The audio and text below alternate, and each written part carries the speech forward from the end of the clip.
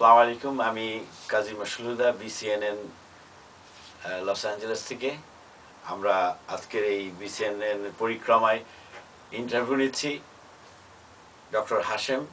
উনি এসছেন আমাদের এই বিসিএনএন এর কর্নেল ওমর হুদার কথার পরিপ্রেক্ষিতে কিছু কথা বলতে চাচ্ছেন। আমরা প্রথমেই প্রশ্ন করি যে সেকেন্ড অ্যামেন্ডমেন্ট নিয়ে কথা বলেছিলেন ওমর হুদা, যে সেকেন্ড অ্যামেন্ডমেন্টে ড্রপ করার জন্য। এটা কেন ড্রপ করা যাবে না, এ সম্পর্কে আপনি কি মনে করেন? ধন্যবাদ হুদা ভাই। ড্রপ করার কথাটা তো অনেক পরে এসছে, উনি এখন বলতেছেন যে এটাকে ড্রপ করা হোক, কিন্তু আপনি জেনে থাকবেন যে উনিও কিন্তু এই অ্যামেন্ডমেন্ট কনস্টিটিউশন কমিটির একজন সদস্য, 13 জনের একজন সদস্য, এবং এই সদস্যরা মিলে দীর্ঘ সময় পার করে অনেক রিভিউ করে যে প্রপোজালগুলো এসেছিল বিভিন্ন এক্সিকিউটিভ মেম্বারদের কাছ থেকে, সেগুলোকে কম্পাইল করে এটা মোটামুটি একটা ড্রাফট তৈরি করে এখন এটা জিয়ে যাওয়ার পথে, এবং সেটার জন্য রেডি হয়ে গেছে। এবং সেই ক্ষেত্রে ওনারও সেখানে ভূমিকা থাকার কথা ছিল। যাই হোক, উনি হয়তো আসতে পারেন নাই আমাদের সেই মিটিংগুলোতে। উনি বলেছিলেন যে উনি লন্ডনে ছিলেন। কংগ্রাচুলেশন হুদা ভাই, আমরা জানলাম যে আপনি নানা হয়েছেন। It's a great feelings. আমি জানি যে নানা, যদিও আমরা নানা হয়নি এখনো, তবে আগামীতে হওয়ার ইচ্ছা রাখি। তো যাই হোক, আপনি বলেছেন যে কনস্টিটিউশনটা এই মুহূর্তে ড্রপ করা যায় কিনা, মানে করা উচিত। আমি তো এটার কোনো যুক্তিগত কারণ দেখি না কেন আমরা এটা ড্রপ করতে যাব। কনস্টিটিউশনের প্রতিপাদ্য, কনস্টিটিউশনে যে জিনিসগুলো আমরা এই প্রপোজাল হিসাবে পাইল আপ করে এখন জিএতে দেওয়ার জন্য রেখেছি, আপনি যদি সেগুলা একটার পর একটা রিভিউ করেন, আমি তো এমন কোনো ক্লোজ দেখি না, এমন কোনো কারণ দেখি না যেটার জন্য কনস্টিটিউশনটা এই মুহূর্তে মুলতবি ঘোষণা করা দরকার আছে।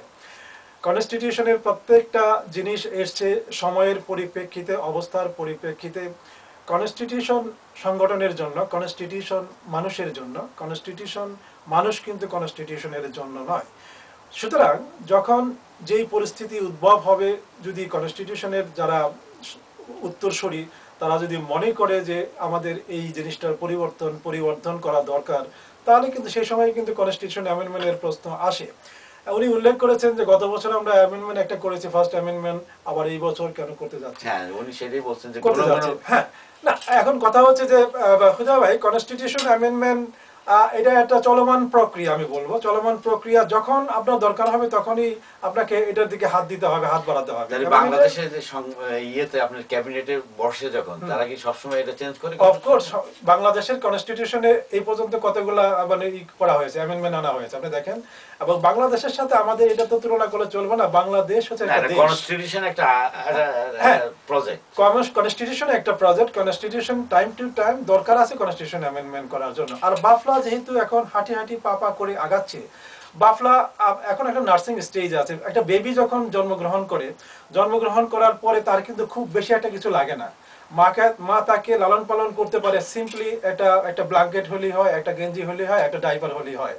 কিন্তু এই বাচ্চারা যখন বড় হয় তখন কিন্তু তার অনেক কিছু লাগে। তার তখন এক পর্যায়ে তার ফিডার লাগে, এক পর্যায়ে তার গেঞ্জি লাগে, এক পর্যায়ে তার শার্ট লাগে, এক পর্যায়ে তার জুতা লাগে, এক পর্যায়ে তার মোজা লাগে।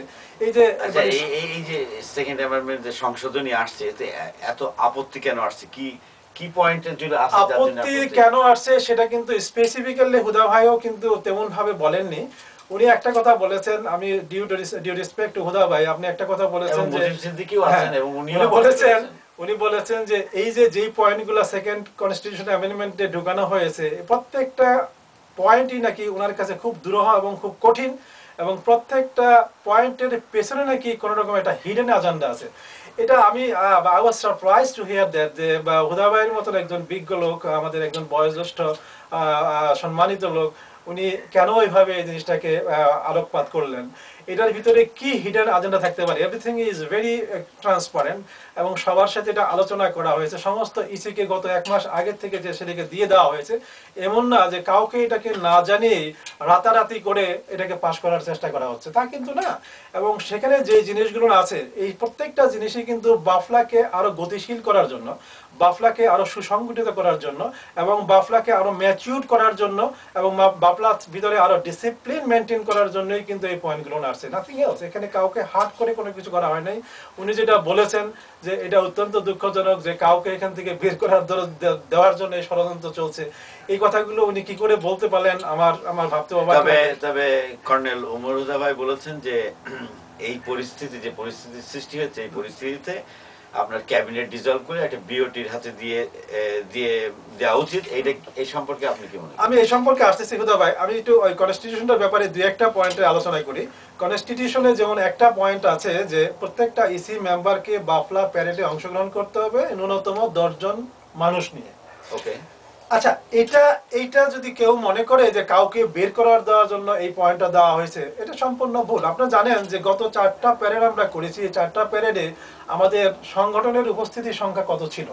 আমরা প্রত্যেকটা বছরই কিন্তু আমাদের মেম্বার সংখ্যা around 30, 28, 29, 30 or 31 something like that. কিন্তু 4টা প্যারেড যদি আপনি রিভিউ করেন তাহলে দেখতে পাবেন সেখানে সংগঠন ওখানে উপস্থিত ছিল, এজ এ সংগঠন হিসাবে তাদের বানান নিয়ে প্যারেডে উপস্থিত ছিল, এবং সংগঠনের সংখ্যা 14, 15 বা 16 এর বেশি হবে না। এই যে বাকি 13, 14, 15টা সংগঠন জয়েন করলো না, এতে করে আমরা কি হলো? আমরা ক্ষতিগ্রস্ত হলো, মানে প্যারেড ক্ষতিগ্রস্ত হলো। এরা যদি মানে এই প্যারেডে অংশগ্রহণ করতো, 10 জন লোক নিয়েই অংশগ্রহণ করতো, তাহলে আজকে যে সমস্যায় আমরা প্রতি বছর একটা সংগঠনের 10 জন লোক থাকবে না, এটা না, আমি সেটাই বলতেছি যে একটা সংগঠন যদি 10 জন লোক আনতে না পারে, 10 জন লোক কি 3টা 4টা ফ্যামিলি একসাথে করতে পারলে 10 জন লোক হয়ে যায়। এখন এইটাকে যদি কেউ মনে করে is a point to stop somebody to come into the Bafla, আমি বলবো এটা একেবারেই মানে অমূলক একটা কথাবার্তা, এটা কোনো মানেই না। আমরা বাফলাকে গতিশীল দেখতে চাচ্ছি, গতিশীল করতে চাচ্ছি, এবং এই জায়গায় যদি আমরা সাকসেসফুল হই, আজকে যারা গত 4 বছর যারা 14-15টা সংগঠন সমর্থন করেনি, বাফলা প্যারেডে নিজেরা আসেনি, তারা কিন্তু আসবে। আই এম গ্যারান্টেড এই 14-15টা সংগঠন যারা গত 4টা প্যারেডে বানান নিয়ে তাদের সংগঠনকে রিপ্রেজেন্ট করেনি, আজকে যদি এই পয়েন্টটাকে আমরা কনস্টিটিউশনে অন্তর্ভুক্ত করি, তারা কিন্তু আসবে। আই এম গ্যারান্টেড, আমি গ্যারান্টি দিতে পারি যে তারা আসবে, কারণ 10 জন লোক ম্যানেজ করা কোনো ব্যাপার না।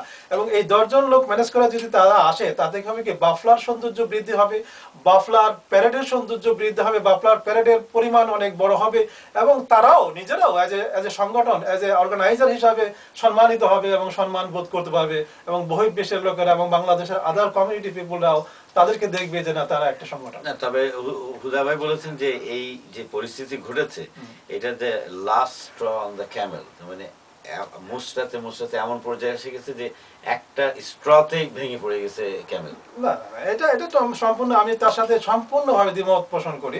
উনি যেভাবে বর্ণনা করেছেন, আমি তার কোনো কারণ আমি দেখতেই পাচ্ছি না। এই যে আমি একটা পয়েন্ট আলোচনা করলাম, 2 নম্বর আরেকটা পয়েন্ট, আপনি বাফলাতে আপনাকে একটা বছর এজ এ অ্যাসোসিয়েট মেম্বার হিসাবে কাটাতে হবে। এটা আমরা কেন বলেছি যে হঠাৎ করে একটা সংগঠন বাফলাতে এসেই যদি এক্সিকিউটিভ মেম্বার হয়ে যায়, তারা কিন্তু বাফলা কিভাবে চলে, বাফলার যে কি নিয়ম কানুন, আইন শৃঙ্খলা, প্যাটার্ন, ডিসিপ্লিন এবং সিস্টেম, এটা কিন্তু তারা জানে না, বোঝে না, বুঝে হঠাৎ করে ঢুকে পড়ে। সুতরাং তারা যদি অ্যাসোসিয়েট মেম্বার হিসাবে একটা বছর অতিবাহিত করতে পারে, তাহলে 1 বছরে তারা অনেক কিছু জানতে পারবে বাফলা সম্বন্ধে, যে বাফলার মিটিংগুলো। অ্যাসোসিয়েট মানে কি ভোটিং পাওয়ার নেই, এটাই তো। Associate member means voting power, like that's it. Otherwise all other benefit they will get it. They can participate in the parade, they can participate in the cabinet meeting, they can participate in the GA meeting, EC meeting, everything they can participate in. আর আরেকটা কথা ওনারা যেটা সবসময় বলে থাকেন যে এই cabinet বা কিছু লোক বাফলাকে বিভাজন করতে যাচ্ছে, ডিভাইড করতে যাচ্ছে, এবং সেটা বোঝাতে যাচ্ছে যে এই যে অ্যামেন্ডমেন্টগুলো এনে কতগুলো লোককে ব্লক করতে যাচ্ছে, এটা টোটালি মিথ্যে, মানে টোটালি রং। আমি বলবো কি জন্য বলতে চাচ্ছে, এই আপনাদের ভিতরের লোকরা তারা বাইরে বের হয়ে এই সমস্ত কথাগুলো বলছে যে আমরা নিজেরাই জড়িত ছিলাম এই ওনাদের সাথে ষড়যন্ত্রে।